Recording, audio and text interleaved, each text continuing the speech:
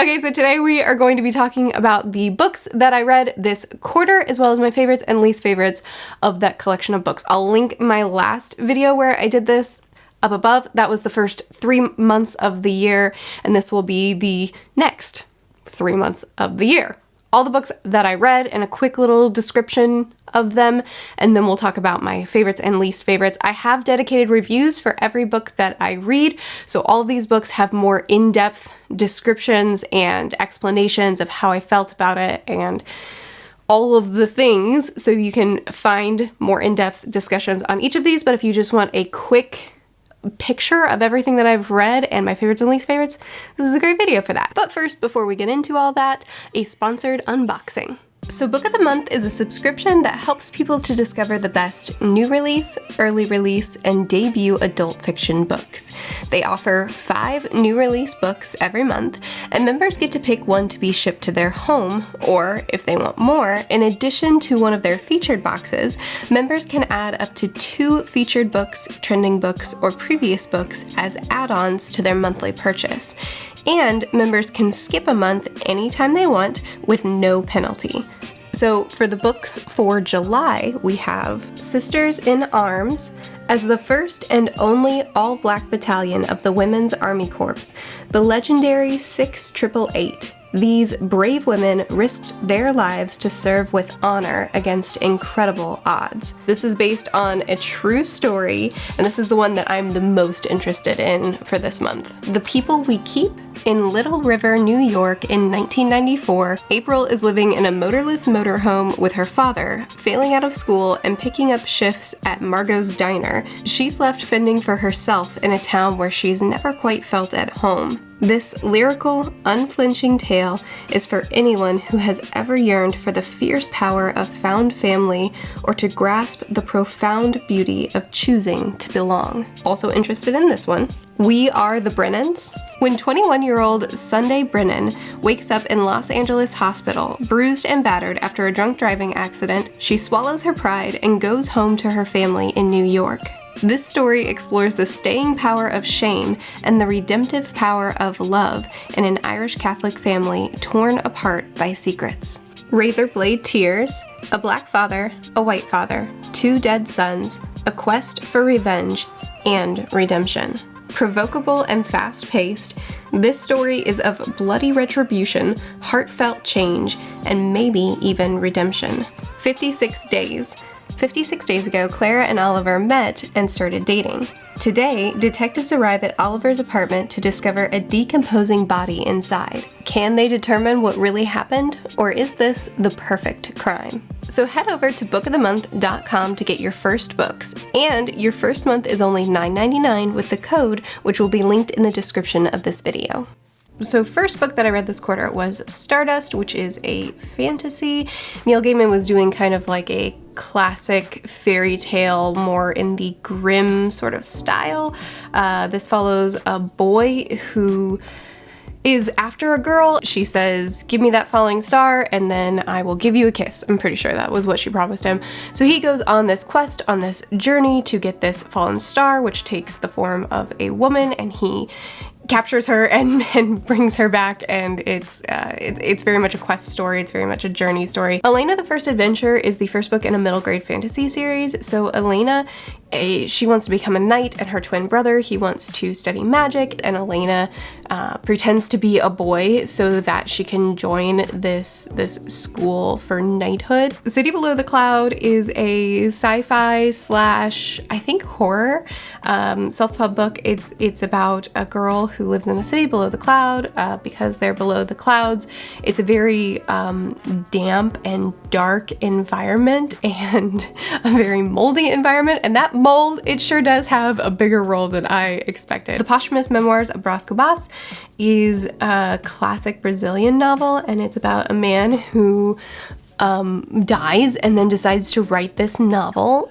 And he has a very satirical, very sassy, rude way of writing his memoirs, as well as a very blunt and open, I'm dead now, who cares kind of way of doing it. And he explored some really interesting topics in this very dry and humorous sort of narrative. The Ember Blade, you may have heard about from me before, is this fantasy novel about these two best friends who find themselves in a very sticky situation. They have to escape it, and then they have to go on this journey to find the Ember Blade. And in the process, they meet up with a bunch of people. It very clearly and very openly takes a lot of inspiration from The Lord of the Rings, and I loved that it had a very classic feel to it. It felt very familiar, but at the same time, it was very uniquely its own. A Silent Voice is a manga series. I think contemporary would be the genre, following these two characters. Really following one. Our protagonist was a bully in middle school, and then we watch him bullying this sweet, wonderful, incredible girl because she has hearing aids, because she's deaf, and then they kind of grow up, and he's made a lot of changes and hates what he's done, and we kind of see their journey from there on out. Morningstar is the third book in the Red Rising saga. This is a sci-fi series, and I generally really liked the way he ended this trilogy. This trilogy wasn't really the series for me necessarily, but I did have a good time reading books 2 and 3. I think that Pierce Brown is great at keeping you on your toes and constantly throwing you for a loop. People We Meet on Vacation is a romance about two people who are best friends, and they go on these vacations together, but now things are a little bit more strained between them, and this is their last vacation they get to have together, probably, maybe, so they're trying to make it count. Into the Abyss is a nonfiction story about a plane crash, and we follow the survivors of the plane crash as in the moment watching this catastrophe happen, but as well as how it affected their lives afterward. The Great Alone is a historical fiction about the quick synopsis of it is we follow a young girl, and we follow her growing up as her family moves to Alaska, and it's a story about surviving Alaska and surviving abuse. Gardens of the Moon is the first book in an epic fantasy series, the Malazan series, and it is so much and so fun. It follows a lot of characters, follows this massive world full of very unique magic, and I really don't know how to summarize it at all in a brief way. So it's Malazan, and the first book was confusing but so fun. One Piece, I read a lot of One Piece this month. It's a fantasy, absurdist, incredibly emotional, amazing series about a group of people who are on a journey to find the One Piece, but really it's about a group of people who have a incredible found family and who are going after their dreams. The Scapegoat is a story about a man who meets his doppelganger, and his doppelganger kind of sort of steals his life, and he kind of sort of goes with it. And we follow him while he is trying to pretend to be this other man, and he tries to fit in with his family, with his life, with his business, and it does not go swimmingly. Kindred is about a black woman in the 1970s who accidentally time travels to 1815. And her time travel is connected to this little boy who is in danger, and she ends up getting ripped back to the past every time he's in danger so that she can save him. And there is a connection between her and this boy, but that isn't revealed till later, but she can't control the time travel, and it is not a good setup for her at all in 1815, without free papers, without medicine, without a lot of things that she needs to survive in that time. And it is a very, very, very emotional story. Alloy of Law is the first book in the Mistborn Era 2 series. It's kind of like a buddy cop sort of story. It follows Wax and Wayne, where they were working in the rough and tumble Western, Wild West sort of setting to bring in bad guys, and now they're back in high society trying to fit back in, but it's not really working out, and then this mystery starts happening and they decide that they need to solve it. Jade War, book 2 in the Greenbone saga. And again, I liked it. I didn't love it. This is about clan wars, drug war. It's very family focused. It's very your loyalty to your clan, to your bloodline, to your people, and it's very, very character focused. Arsenic and Adobo is a cozy murder mystery, which is not my genre, so I didn't really care about the murder mystery, but I really liked our protagonist, who was very sassy and dry and witty, and I loved her family dynamics. She comes from this Filipino family, and it's this big family where the focus is on food and on community, and every moment that we got to spend learning more about her culture and her aunties and her life was just a ball of laughs, and I had a wonderful time hanging out with the characters of this story. Six Sacred Swords is the first book in the Weapons and Wielders story. It's a super fun, silly, easy, light fantasy story. This man is on a quest to find a sword, and in the process he finds a talking dragon that he teams up with, and he does end up finding this sentient sword, and there's a lot of obstacles in the way, and it's just in general a very light and fun, quick fantasy story. 20,000 Leagues Under the Sea is a classic story about this man who decides to go looking for this beast that's terrorizing the sea, and instead gets captured in a submarine. Before submarines were invented at the time that this was written, but they were very different from how you and I know them, and it was interesting to see how much this author could look into the future and predict what submarines would be like. Which parts he got right, which parts he got wrong, was really, really interesting. The Heroes is a second standalone by Joe Abercrombie. It can be read on its own, but generally the fandom will encourage you to read them in publication order. This follows a group of people who are in the middle of this 3-day war. All of Joe Abercrombie's books are very character focused, and this is a very slow build. It's a lot of sitting around the campfire talks, but it slowly escalates and builds to be bigger and bigger, and I enjoyed that escalation so much, and I always adore Abercrombie's character work. I think that he is one of the most talented authors in that realm out there, and his battle sequences in this story were top freaking notch. Shadows of Self is book 2 in Mistborn Era 2, and I enjoyed it so much more than book 1. This one is a lot, we expanded the world, we expanded the magic a little bit, the characters definitely got deeper in this one. Still not Sanderson's standard incredible character depth, but definitely deeper than book 1, and we got, I can't even say what the plot is focused on because it's book 2, but the focus of this plot made me very happy because it was one of my favorite elements of Era 1, and I am just so pleased that we got to spend so much time deepening that element. And we're ending it on Orlando, which is another classic about a man who goes to sleep. We spend some time with this man, and then he goes to sleep and wakes up a woman, and then we follow the rest of her life. And there's also a big focus on writing and your passion of getting what your story is out there. So there you go. That is the list of the books that I read this quarter and very brief descriptions on them. Again, I go more in depth in all of these in dedicated reviews if you want those, but I will tell you what my favorites and one least favorite was. So there was really only one book on this list that I just didn't care for, and that was Stardust, and a lot of people love this book, so read it yourself. It's very quick.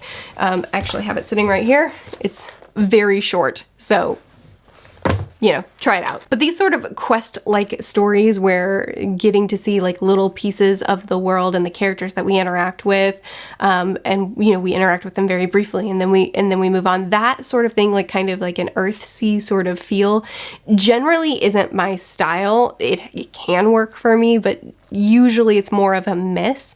I didn't find our protagonist likable at all, which is totally fine because I read Abercrombie and I'm reading Malazan, and there's lots of unlikable characters that I follow and love following, but I didn't love following him. And also the way it all kind of ended, I didn't feel satisfied at all. So it just didn't work out for me.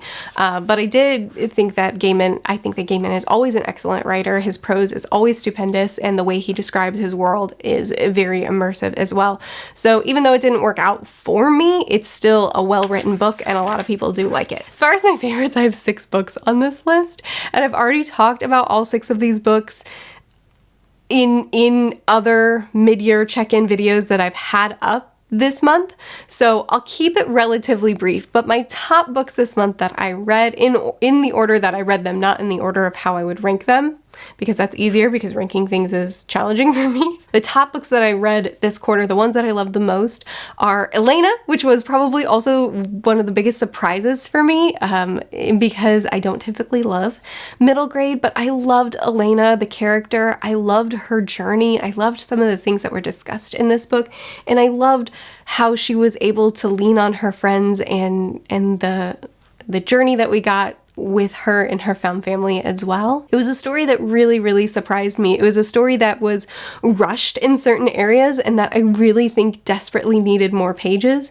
but that I ended up loving so much despite those things that I don't care. I still haven't continued on with the series yet, but I will. And I so far have had a great time with this book. Well, I've had a great time with the book that I read of the series so far. The Posthumous Memoirs of Bras Cubas was such a surprise to me. It was such a surprise.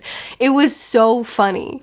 The way the author would insult himself, insult the people he knew, insult me, the reader. He would break the fourth wall just to insult me. And I loved that.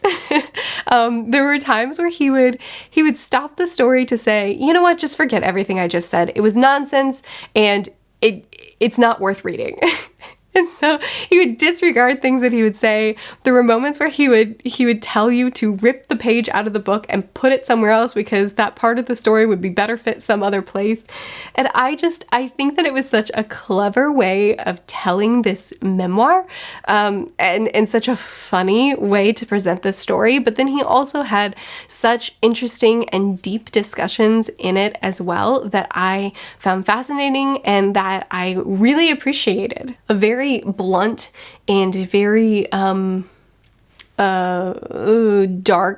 way of looking at the world at times, but an interesting way to discuss those things. The Ember Blade, I feel like I just never have stopped talking about it at this point, so I already gave you a really brief description of it, but I just enjoyed it so much. I really like classic fantasy. I absolutely love The Lord of the Rings, and I think that this book did such a good job of paying, of honoring it, of wanting to